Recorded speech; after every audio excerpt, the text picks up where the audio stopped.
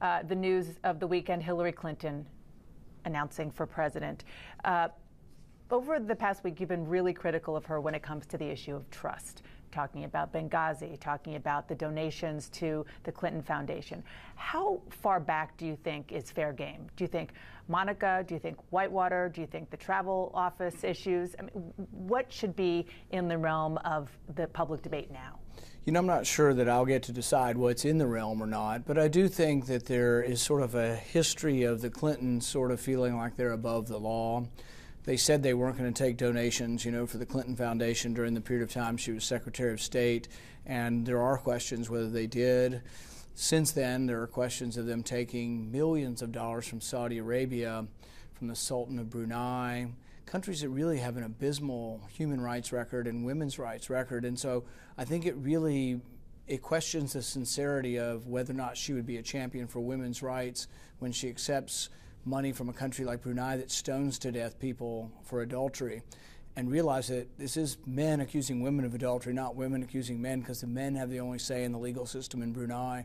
So it makes it difficult for her message to appear sincere when she's taking money from these foreign countries. You say that you don't get to decide, but you do get to choose where you criticize her and where you don't. Right. How far back do you think is fair game?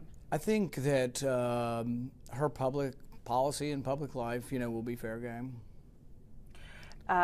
Some of your critics on the Republican side. I don't have any critics, do I? I know. Shocking.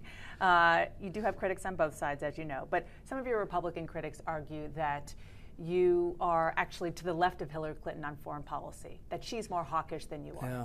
Here's the interesting thing about this, who's aligned with President Obama, whose foreign policy is closest to President Obama. Interestingly, many of the hawks in my party line right up with President Obama. Think about the big issues we've had in the last couple years. The war that Hillary prominently promoted in Libya. Many of the hawks in my party were right there with her. Their only difference was in degrees. They wanted to go into Libya as well. They just always want boots on the ground. Some of the hawks in my party, you can't find a place on the globe they don't want boots on the ground. But that's their point, that you're to the left of all them. No, my point is that they are actually agreeing with Hillary Clinton and agreeing with President Obama that the war in Libya was a good idea.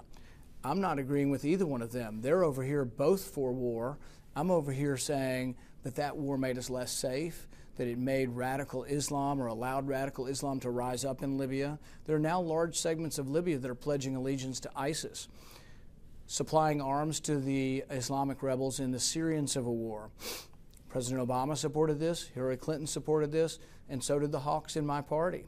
Only they differed only on degrees. I didn't support the arming of the Syrian rebels because I felt like it would make al-Qaeda and ISIS worse. I didn't support the bombing of Assad. President Obama supported the bombing of Assad. So did the neocons in my party. So really, they're together in supporting many of these interventions, and I've been the one not supporting these interventions because I feared if you bombed Assad, you would allow ISIS to go stronger. There are 2 million Christians in Syria, and you know what? If you ask them who they would choose, they'd all choose Assad over ISIS because they see the barbarity of perhaps both, but they see the utter depravity and barbarity of ISIS. And so bombing Assad probably isn't a good policy. These are great foreign policy questions. They'll be great debates, and I look forward to having them.